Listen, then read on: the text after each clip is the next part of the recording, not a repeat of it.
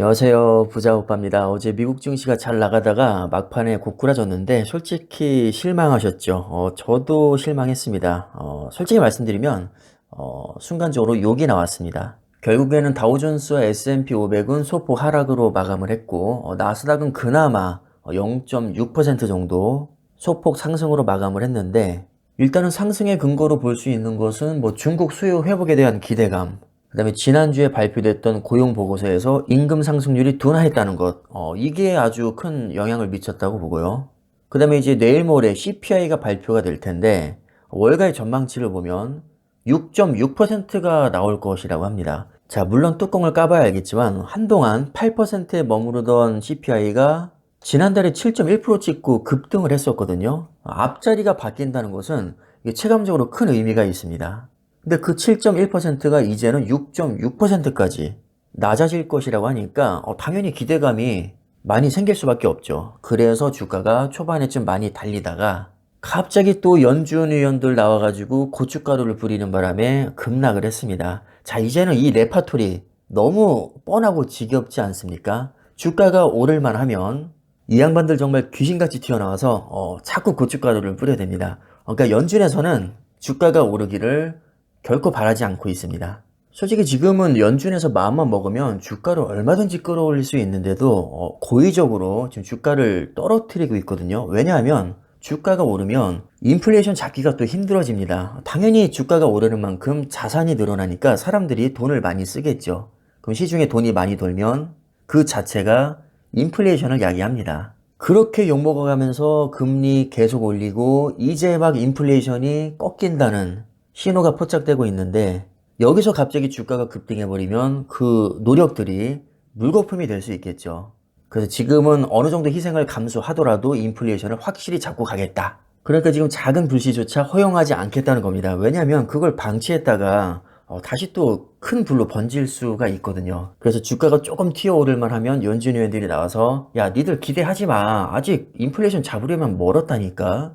지금 우리 연준 의원들 중에 올해 금리 인하할 거라고 생각하는 사람 아무도 없어. 금리 인상 아직 끝나지 않았고 5% 이상으로 금리 인상할 수도 있어.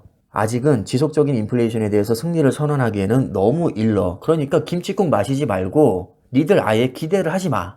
이렇게 고의적으로 주가를 지금 억누르고 있습니다. 연준은 그럴 만한 능력이 되거든요. 막말로 지금 금리 인상 이제 그만하고 금리 인하하겠다고 하면 주가는 정말 미친 듯이 폭등합니다. 왜냐하면 미국 경제 너무 탄탄하고 고용도 좋고 기업들도 돈을 정말 잘 벌고 있거든요. 연준에서 마음먹고 이빨 까기 시작하면 정말 주가는 미친 듯이 폭등할 수 있는 상황인데도 지금 고의적으로 주가를 억누르고 있는 상황이기 때문에 우리는 이것을 역이용해서 이렇게 억누르고 있을 때 수량을 하나라도 더 긁어 모아야 된다는 겁니다. 분명히 때가 되면 주가는 크게 튀어 오를 테니까요.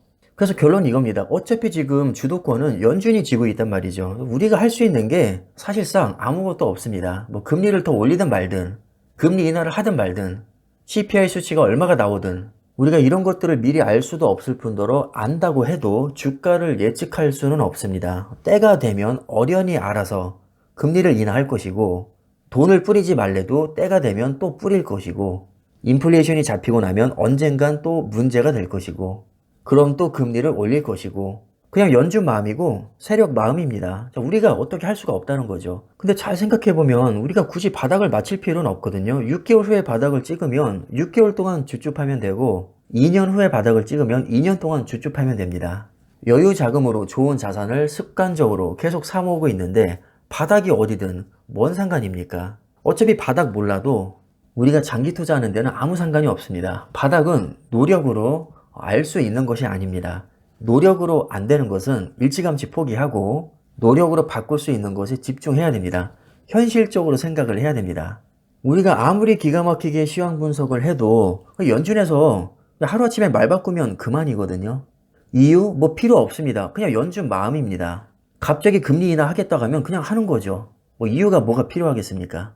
금리 8%까지 올리겠다. 그럼 올리는 거죠. 무슨 말이 필요합니까? 그냥 연준 마음이죠.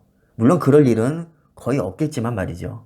그러니까 우리 영역 밖에 있는 것은 신경 쓰지 말고 우리가 할 수 있는 것에 최선을 다하자는 겁니다. 투자 기간과 수량은 우리가 마음만 먹으면 얼마든지 조절할 수 있습니다. 오늘이라도 내가 애플 10주 사겠다. 그럼 살 수 있는 거죠. 수량 10개 늘어나는 겁니다. 수량은 많을수록 투자 기간은 길어질수록 경제적 자유에 가까워집니다.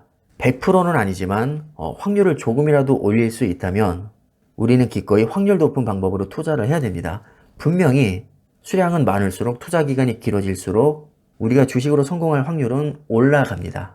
따라서 우리가 해야 할 일은 시황에 상관없이 좋은 주식을 계속 사 모아가는 겁니다. 굳이 우리 힘으로 바꿀 수 없는 것에 에너지를 낭비할 필요가 없다는 거죠. 자, 스트레스 받지 마시고 좋은 자산을 계속 모아 가시면 됩니다.